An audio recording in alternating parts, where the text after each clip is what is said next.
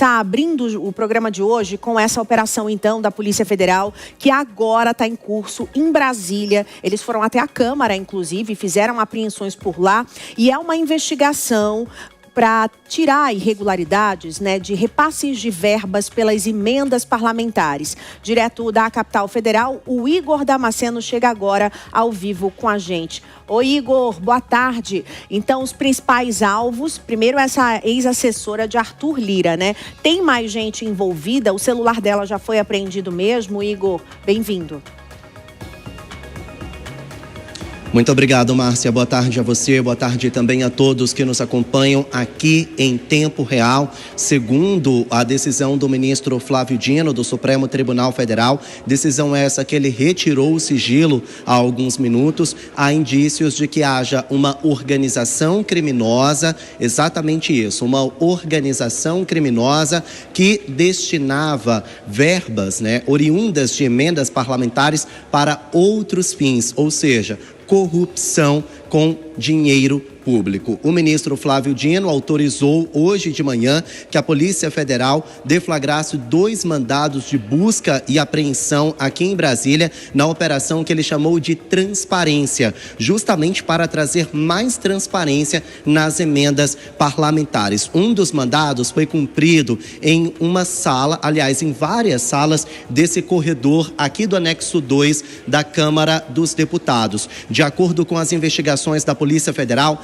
aqui nessa sala, uma servidora, aliás, uma mulher que trabalhava em regime de natureza especial, ela coordenava essa irregularidade, de acordo com as investigações da Polícia Federal. E quem é essa mulher? Nós estamos falando de Mariângela Fialec. Isso mesmo, atualmente ela é ligada à liderança do Partido Progressista, mas inclusive já trabalhou como assessora do deputado federal Arthur Lira, ex-presidente da Câmara dos Deputados. Eu estou aqui com o documento do ministro Flávio Dino e ele diz o seguinte, abre aspas, Mariângela Fialec, que desponta exercer o controle de indicações desviadas de emendas decorrentes do orçamento secreto em benefício de uma provável organização criminosa voltada à prática de desvios funcionais e crimes contra a administração pública e o sistema financeiro nacional, fecha aspas. Então, de acordo com o ministro Flávio Dino, há indícios de que essa ex-assessora do deputado federal Arthur Lira estaria coordenando o desvio de emendas parlamentares. E toda essa irregularidade seria feita em salas daqui desse corredor do anexo 2 da Câmara dos Deputados. Esse corredor, inclusive, ele é registrado com salas ligadas à presidência da Câmara dos Deputados. Nós temos imagens dos mandados que foram cumpridos hoje pela Polícia Federal. Os agentes passaram cerca de 3 horas nessas salas daqui da Câmara dos Deputados e nós registramos um malote que foi carregado por agentes da Polícia Federal, eles que estavam descaracterizados. Dentro desse malote estava, por exemplo, documentos e equipamentos que possam ajudar a PF a avançar nas investigações. Um dos celulares da Mariângela também foi apreendido nesse cumprimento de mandados de busca e apreensão. Então, só repetindo, há indícios de que a Mariângela estaria coordenando daqui da Câmara dos Deputados o desvio de emendas parlamentares. Nós estamos falando de milhões de reais. Desde 2022, ela trabalhava no setor que cuidava do despacho dessas emendas parlamentares, o que aumenta ainda mais os indícios. De acordo com a decisão do ministro Flávio Dino, essa operação, Márcia, foi deflagrada depois do depoimento de 6 parlamentares. Não parlamentares que estejam envolvidos, mas que teriam alguma informação que possam ajudar, que podem ajudar no avançar das investigações.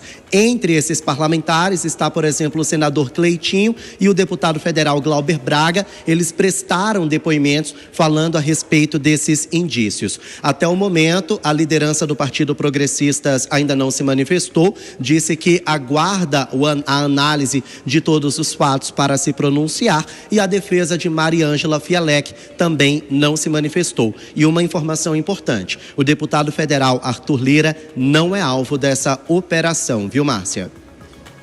Obrigada, Igor Damasceno. Continua acompanhando e atualiza pra gente. Você tem prioridade hoje porque a operação continua. Polícia Federal está na rua e todas as informações vão ser, inclusive, divulgadas ainda hoje. Eu soube que o ministro Flávio Dino tirou agora há pouco, não foi? O sigilo dessa operação, não é isso, Igor?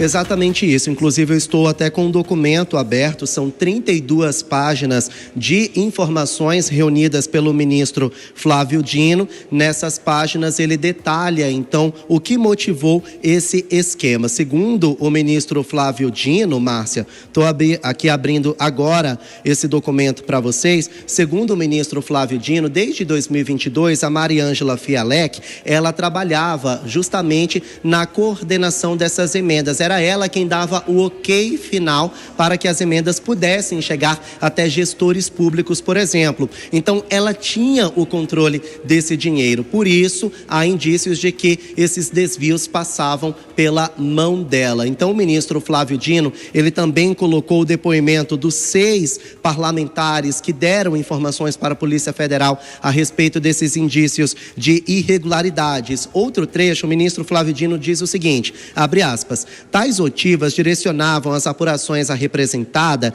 indicada como a principal responsável pela operacionalização do chamado orçamento secreto no âmbito daquela casa legislativa, no caso, a Câmara dos Deputados. E ele diz ainda, lamentavelmente, não há como não comparar a maneira de controlar e organizar o orçamento secreto, coordenado pela Mariângela, a uma conta de padaria, ou seja, uma empresa de fachada. A anotação transparece que milhões em recursos públicos eram direcionados a partir de comandos verbais, sem qualquer preocupação com projetos ou interesses republicanos de fato. Ou seja, ela repassava esse dinheiro para laranjas, ali eles abriam empresas de fachada para dar um falso ar de legalidade e enganar a Receita Federal. Quais são os crimes que estão em curso nesse momento? Nós estamos falando de peculato, nós estamos falando de organização criminosa e corrupção passiva, viu, Márcia?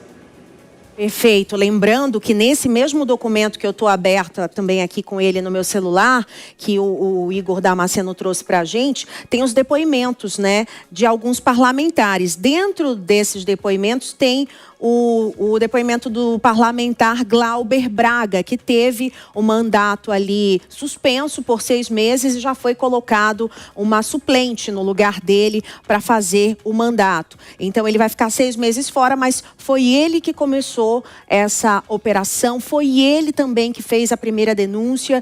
E aí vamos conversar com os nossos comentaristas agora a respeito desse tema. A gente vai falar então com a Mônica Rosenberg e o Acácio Miranda. Vou começar pela Mônica. Mônica, dá para ver que todos os passos que acontecem ali dentro da Câmara estão, de alguma forma, interligados. Não foi à toa tudo que aconteceu nesta semana. Se a gente parar para relembrar, desde aquela votação na madrugada, a situação do Glauber, ele já sabia com certeza que o negócio ia pegar assim, não que ele não devesse ser julgado também, mas me parece tudo muito bem orquestrado com o fim da semana, essa operação da PF, né, Mônica? Boa tarde. Boa tarde, Márcia. Boa tarde a você que nos acompanha aqui na Jovem Pan. Realmente parece que tudo está interligado e que há muitos rabos presos aí, preocupados. Mas eu recomendo que a gente saia da discussão sobre os deputados. Não adianta ficar discutindo se eles sabiam, se o Arthur Lira sabia.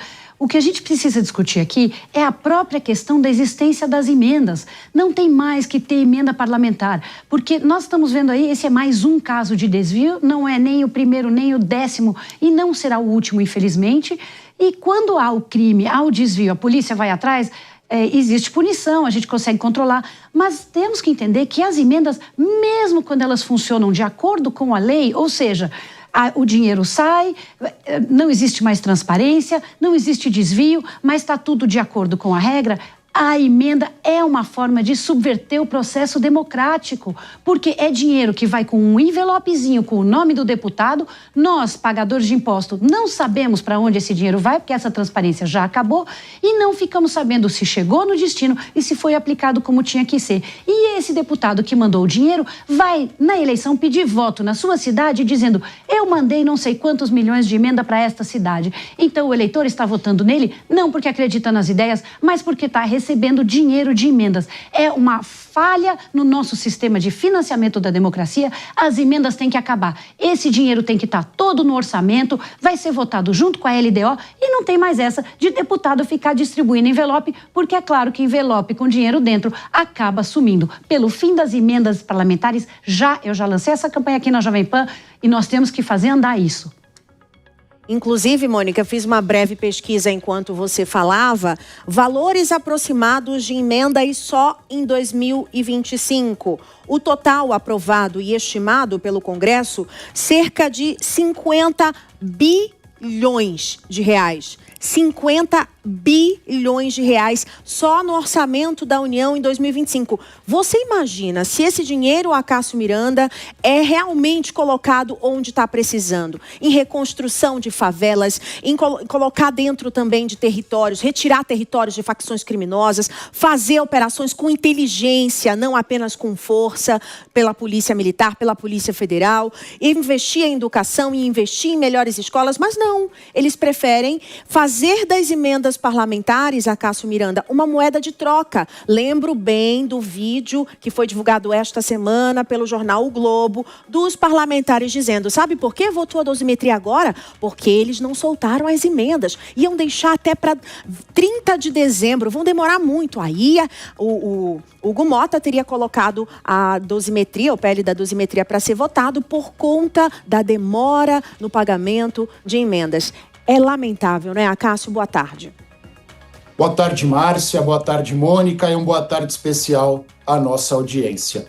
Essa questão das emendas é só um desdobramento da crise que enfrenta o nosso Congresso Nacional, que enfrenta a nossa política como um todo, mas especialmente o nosso Congresso Nacional. Quando nós olhamos para os nossos representantes na Câmara dos Deputados e para os nossos representantes no Senado, eu tenho convicção que quase todos que nos assistem não se sentem acolhidos, não acham que os seus objetivos e as suas visões de mundo são representadas por uma parte considerável desses parlamentares. E as emendas, como a Mônica bem disse, talvez sejam a última etapa desse sistema deturpado, mas talvez aquela etapa que mais sangra o nosso povo. Porque estes 50 bilhões de reais foram repassados aos parlamentares para que eles dessem destinação à sua base, mas para que esse dinheiro fosse efetivamente aplicado lá na ponta. Porém, não é o que nós temos acompanhado, vide a operação da Polícia Federal no dia de hoje. Portanto, são 50 bilhões de reais que, conforme foi bem dito, poderiam ser usados em infraestrutura, poderiam ser usados na melhoria da saúde, na melhoria da educação, na melhoria da segurança pública, que é o tema que mais nos assola neste momento. Porém, esse dinheiro público é utilizado como moeda de troca e aplicado sem que saibamos efetivamente sem algo concreto.